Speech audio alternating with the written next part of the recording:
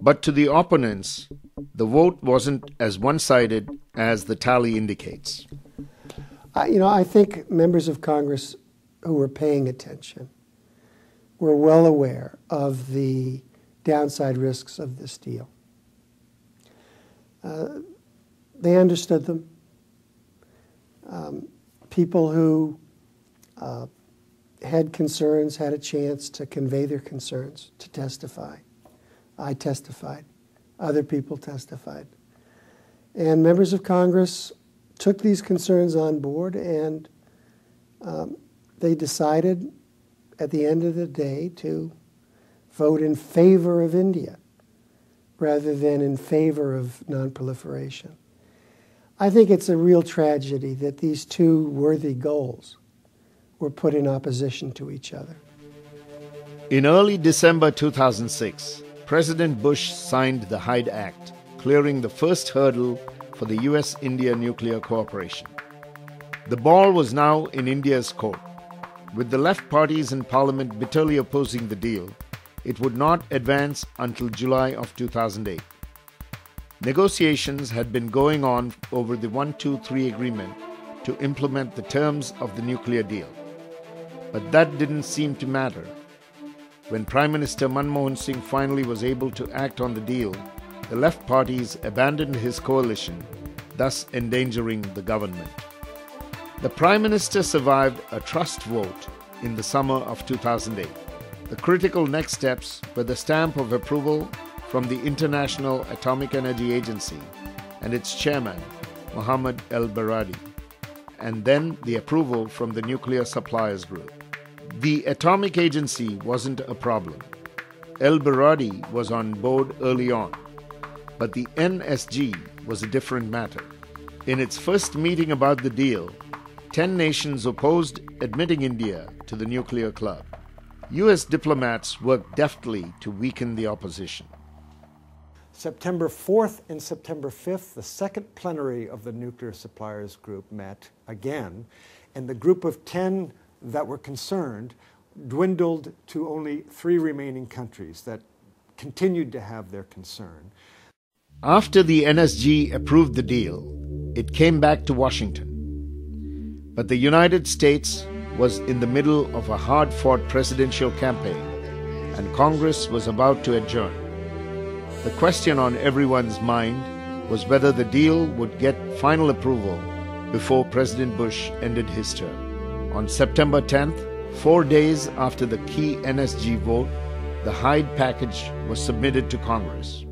The question would be, what would happen if that legislation fell into a lame duck session, no man's land, and then ultimately would have to be delayed until after the November 4th elections, and then before the U.S. government reformed itself into the new administration. Supporters worried that the next president may not have the same enthusiasm for the deal as Bush. It was done on a bipartisan basis, but Bush was president. Most of the members of the House and the Senate are still in office.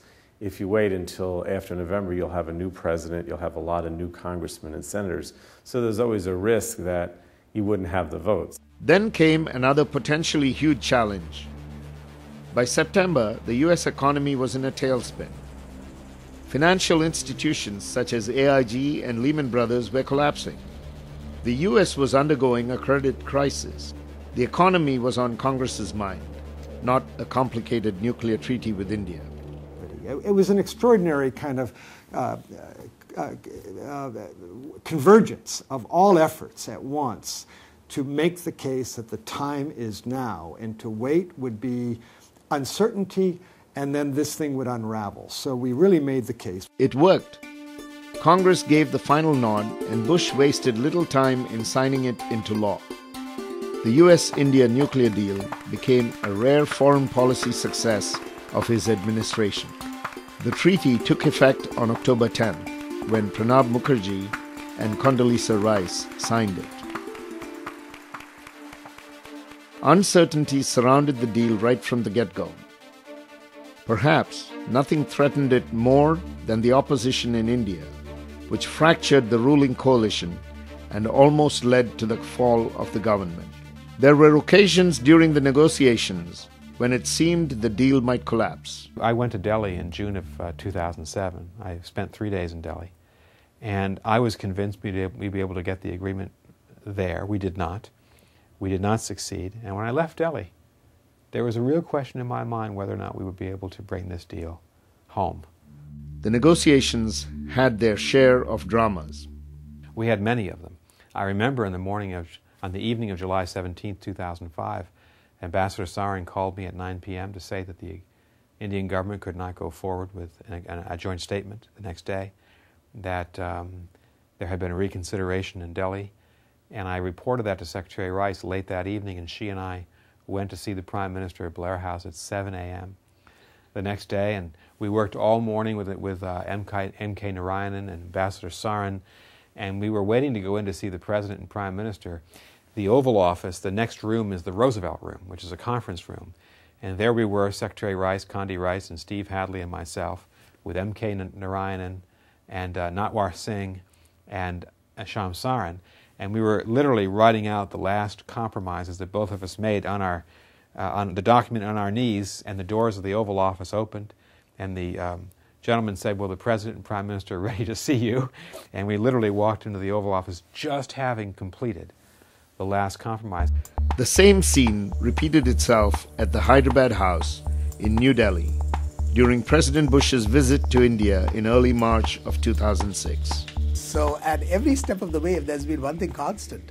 It's been that we have been, squeezing past the finish line just in the nick of time. In the end, what saved the deal was the resolve shown by the two heads of state, President Bush and Prime Minister Singh. It was very important to President Bush, and when a president, from my own experience in the government, when a president says, get this done, you get it done. You don't want to say no. Singh and the Congress party that he led risked the government for the deal. He was equally determined to go ahead with it. The Indian Embassy in Washington mounted a sophisticated lobbying operation to sell the deal to skeptical U.S. lawmakers. According to the Sunlight Foundation, a non-profit group based in Washington, the cost to Indian taxpayers was about $2 million. The embassy was out there visiting member after member after member, definitely out there. The role that the Indian Embassy played in terms of making the case, for India through Indian voices was extremely important. And making the case for the embassy were two high-priced lobbying firms, including a firm that employed Robert Blackwell, who signed on after finishing his tenure as ambassador to India. The embassy's outreach was not limited to U.S. officials. It also rallied Indian Americans in what was an elaborate grassroots campaign to get the community to lobby for the deal. Binoy Thomas, a community leader in the Washington area, says an embassy official contacted him in 2005. Thomas went to 2 meetings organized by the embassy for leaders of various Indian organizations. In every meeting, 50 to 60 community leaders were there. They were representing different Indian American organizations in North America. They were trying to reach out to the leaders of the organizations and educate them and tell them about the nuclear deal. It was an education and mobilization that would pay big dividends in the next 3 years. The Indian American community would become the public face of the nuclear deal. In fact, it was the first time that the Indian Americans flexed their muscles in such a big way on the Washington stage. 2.5 million Indian Americans in the country. It's the fastest growing ethnic group in the United States, growing at the rate of 7% a year. No other group comes close to that. It is the wealthiest by family income, about $72,000 to $73,000.